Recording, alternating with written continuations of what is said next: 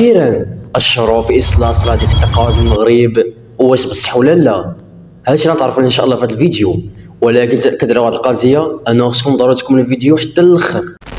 اول حاجه خصنا نطرقوا لواحد السؤال اللي هو مهم: علاش ما تبداش الحكومه شويه في اصلاح صناديق ديال التقاعد وتسمع لشي افكار اللي هي جديده، ماشي غير تبقى تابعه للنقابات؟ هاد الهيئات اللي ولات كتخاف من قانون كاشف سميتو قانون النقابات، منظمات مع الاسف ولات كتعرف غير سياسه التحالفات والوصول والاستماع، وحتى اللي ما فاهمش بزاف شي ملفات. حنا كنقترحوا في هذا الباب بزاف ديال الحوايج. كانت الحكومه غاديه في رفع سن التقاعد ل 65 عام، خاصها تفكر في هذه الاقتراحات. اول اقتراح: تقليص ايام وساعات الخدمه بعد 20 عام في الخدمه وحده، باش الموظف ما يتيحش قبل ما يوصل 65 عام، مع امكانيه التقاعد لاي واحد بلا تحديد شروط السن. ثاني اقتراح: فتح المغادره الطوعيه من جديد. الناس اللي عندهم سلاليم عليا واللي ما بقاش قادر يخدم من الناحيه الصحيه والنفسيه، بشروط اللي هي موضوعيه بعين الاعتبار الاقدميه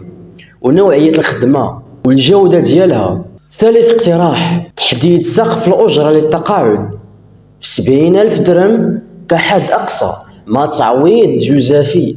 رابع اقتراح: إعطاء الموظفين المستهدفين من الإصلاح الحق المشروع يختاروا بين القبول والإصلاح الجديد، واسترجاع الفلوس اللي تقطعت لهم طوال سنوات الخدمة. خامس اقتراح: دمج جميع هذه الاقتراحات وتفكير فتح المجال لآلاف المعطلين بعد ما يتلقاو تكوين في الميادين اللي يقدروا يعوضوا فيها اللي بغاو يخرجوا بتقاعد طوعي. ايوا حنا اقترحنا، وهذه ما غادي تكون غير البدايه. مشروع قانون المالي السنه الجاريه في الغرفه الثانيه للبرلمان بالتحديد في لجنه الماليه والتخطيط والتنميه الاقتصاديه، المتقاعدين كيتمناو يدخلوا تعديلات على مشروع قانون المالي اللي من بينها اهم النقاط اللي كتضمنها المراسلات ديالهم هي الزياده في الحد الادنى للمعاشات اللي ما بقاتش تحركت لأكثر من 25 عام، وإعفاء المعاشات من الضريبة حيث القطاعات الضريبية ما زال كتفرض على هذه الرواتب رغم أن المتقاعدين خلصوا كل شيء المستحقات ديالهم في مدة الخدمة ديالهم.